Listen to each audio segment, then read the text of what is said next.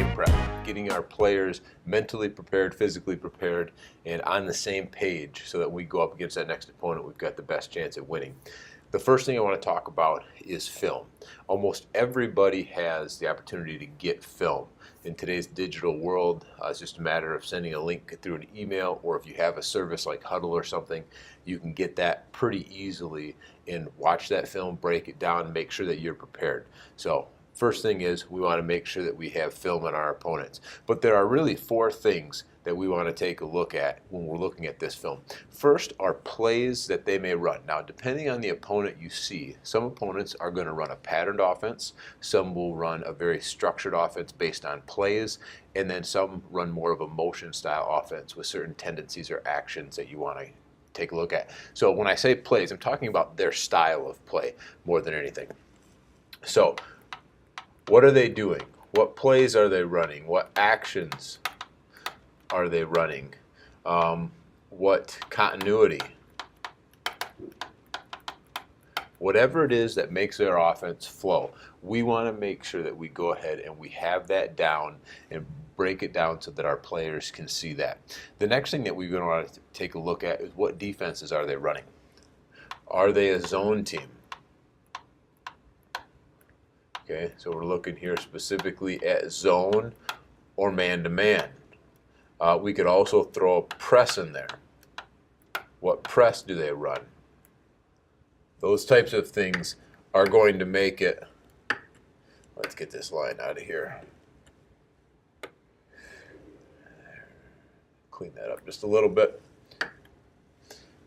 But the defenses are important. Are they running a zone? Are they running a man-to-man? What types of presses? We want to make sure that we're prepared for anything that we might see in our game, and we want our players to be prepared. There's nothing worse than going out there as a player and seeing that you practice man-to-man and all of a sudden they're playing a zone.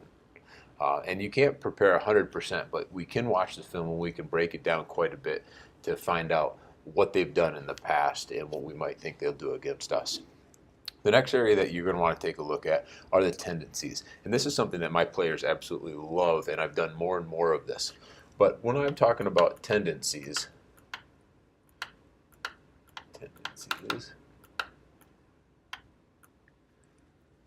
I'm talking about player-specific tendencies.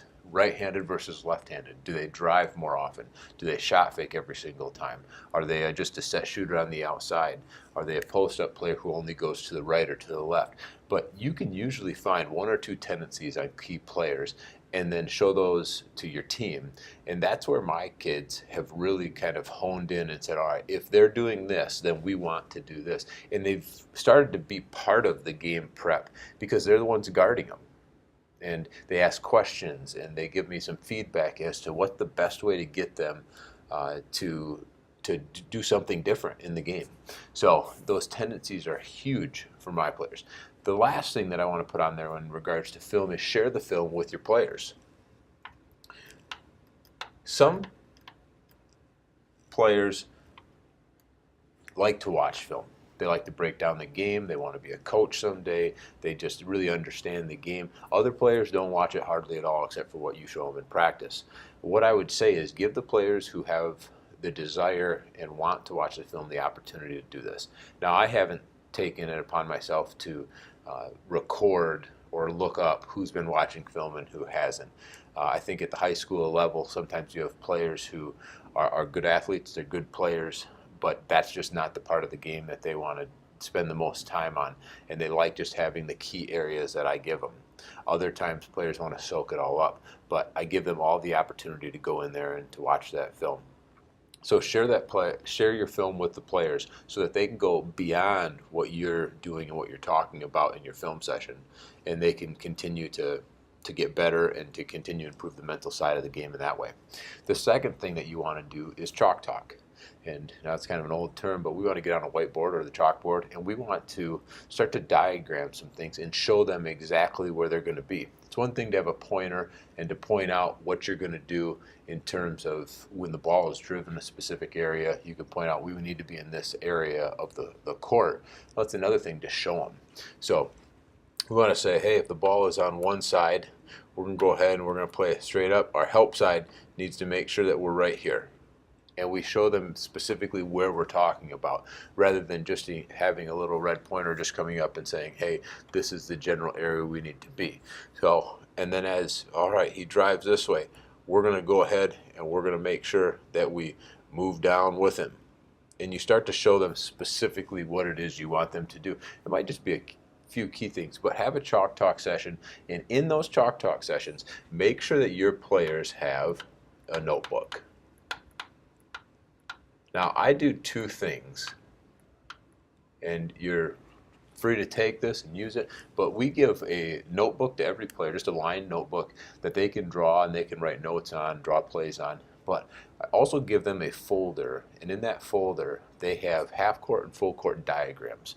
So if we're diagramming a play that we're going to run, when we do chalk talk, we'll draw it up and they draw it up as well.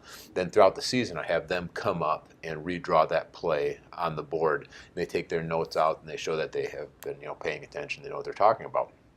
But when we're talking about game prep, is the player tendencies tend to go in their notebook. Any specific plays and actions go in those notebooks. Any thoughts they have go in those notebooks. If I have a question I want them to think about and then answer at the end of our session, that goes in the notebook.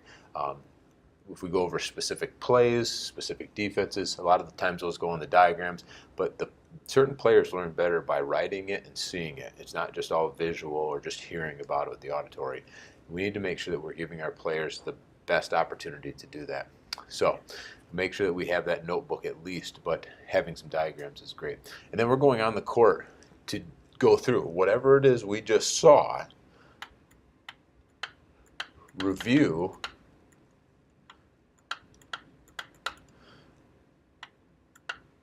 what was in film. So whatever you did in your film, go ahead and review that, walk through it. And they've just seen it once. They've drawn in the notebooks. They've written it in the notebooks. Now they're going to go through it on the court.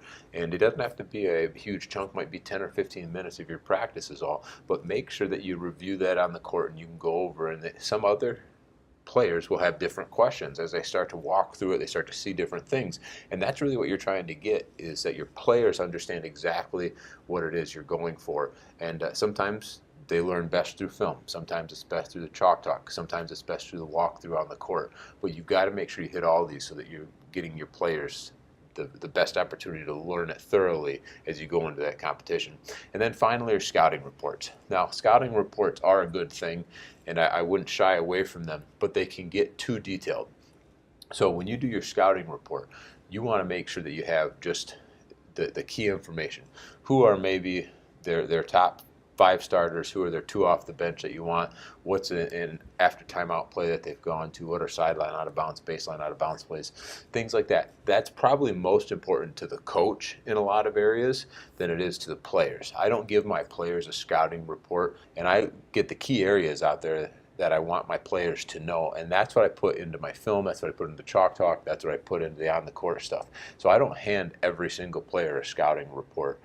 One, they just won't go over it, they won't remember it all, and the best use of a scouting report is making sure that myself and my coaching staff are on the same page, so that when we're coaching in practice leading up to those games, we've got it down. When we're going to review things before a game, we've got down what we need to review because we did the scouting report. I know certain coaches do a 10-page scouting report, and I just don't think it's worth the time and the energy for your players to go through that.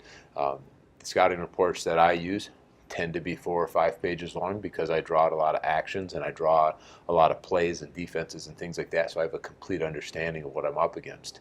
But what the player sees is really a 1 or 2 page snapshot of that. So over in the Coaching Academy, the scouting reports, the full scouting report, the quick scouting report we call it, plus a couple of other ones that I don't use but other coaches have shared with me are in there. So if you're looking for a scouting report, feel free to go over to the CoachMattDennis.com, sign up if you're not a member already, but you can get those scouting reports out. So Coach, hopefully this helps you with your next game prep. We're looking at film, chalk talk, on the court, our scouting report, getting our players prepared the best we can. So thanks, Coach. Hope this helps you, and I'll see you at the next Coach's Corner. Bye.